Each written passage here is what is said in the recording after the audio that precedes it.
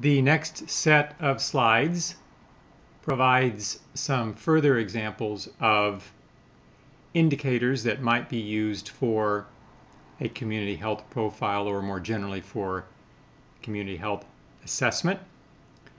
The first of these slides, these indicators are in addition to the set of indicators that the Institute of Medicine proposed in 1997, which were described in a previous set of slides. First, we will briefly go over the core indicators proposed by the National Association of County and City Health Officials, or NAACHO, in their Mobilizing for Action Through Planning and Partnership tool for conducting community health improvement. This slide depicts the 6 phases of the MAPP process. And in particular, we're going to be looking at phase 3, which concerns conducting the 4 MAPP assessments. Those assessments are community themes and strengths, local public health system, community health status assessment, and forces of change assessment. The community health status assessment is what we're interested in particular in this course, and it relates directly to the community health profile, which we are talking about indicators for that. The MAPP Community Health Assessment tool proposed a set of categories of core indicators. They are listed here. The first group are listed under where are we, who are we, and what do we bring to the table, demographic characteristics of the community, socioeconomic and health resource availability, and then strengths and risks in the community, our quality of life, behavioral risk factors, things such as smoking, diet, exercise, etc., environmental health indicators, air, water quality, physical environment, housing, for example. And then what is our health status? Social and mental health, maternal and child health, death, illness, and injury, infectious diseases, and sentinel events. And we will talk about some specific indicators later. Another set of interesting indicators were developed by the County Health Rankings, the University of Washington Population Health Institute.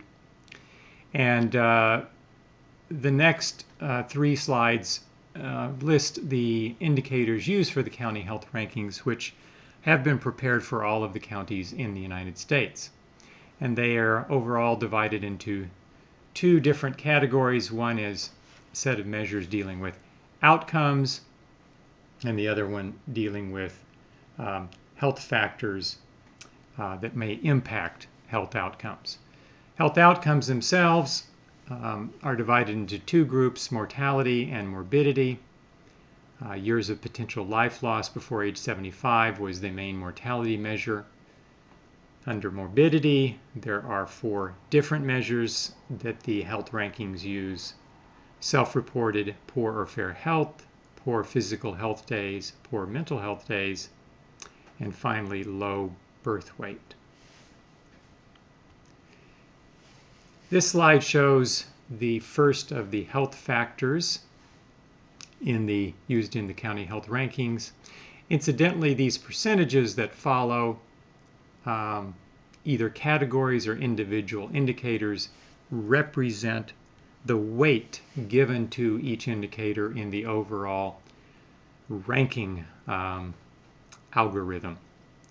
So we have the health behaviors as a category, clinical care as a category with a weight of 20%, for example. And on the next slide, we will see 2 additional categories, one of socio and economic factors and physical environment. In health behaviors, there are several indicators listed: adult smoking, adult obesity, and physical inactivity.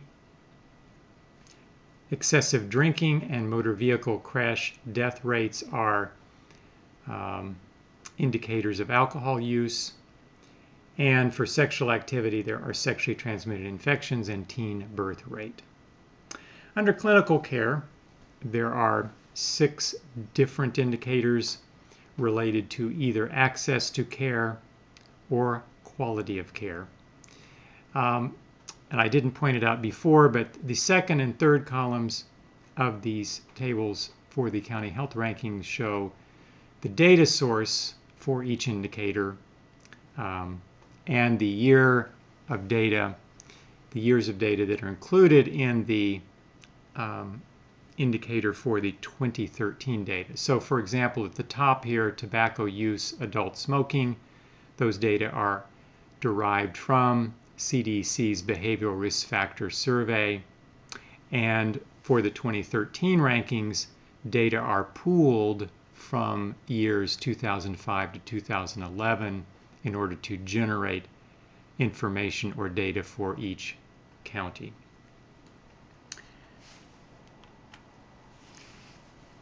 Finally, here is the last page of health factors for the county health rankings. 2 separate categories, socioeconomic factors and physical environment.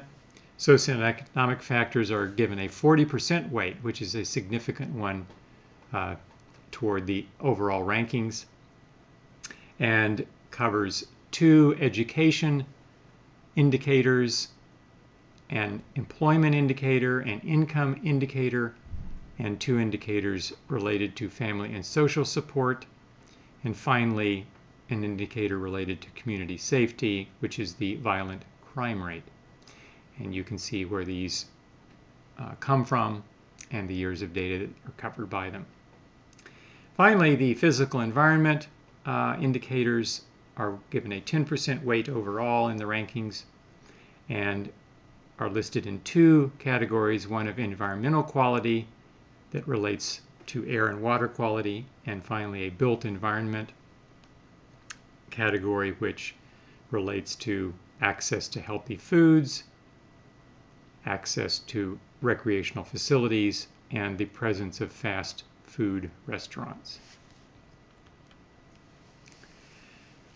As a sort of a side note, if one were quite interested in socioeconomic indicators, there was an article published by Lance and Pritchard in 2010 in which they basically, as a part of the county health rankings background information, reviewed the literature and developed a set of socioeconomic indicators that they felt were important for population health. And those are listed here. Some of these we've seen before. For example, there's a poverty rate, unemployment rate, household income. Further down on the list, there are some indicators of education. But in addition, there are some indicators here not included in the county health rankings or earlier in either the NAACHO or IOM indicators, such as affordability of single-family homes, percentage of households on public assistance, percentage of single-parent households. There is also information towards the bottom here, indicators on racial segregation, volunteer organizations, and voter registration and turnout as a measure of social and community capital. Finally, there's been a proliferation of these kinds of health outcome and health status indicators, and in 2013 the CDC did a study in which it basically looked at 10 different sources of health outcomes and determinants, these indicators, and looked at which particular indicators were the ones that were most commonly used by different reports. And for example, the county health rankings, as well as the NAACHO and IOM indicators that we've reviewed were ones which were included in their review, as well as several others. The reference is at the bottom. And this slide shows those indicators. I will not go through them all, but they are again organized into two different major areas. One is the health outcomes, which is over on the left-hand side, the first two columns, and then health determinants on the right-hand side, which is these four columns.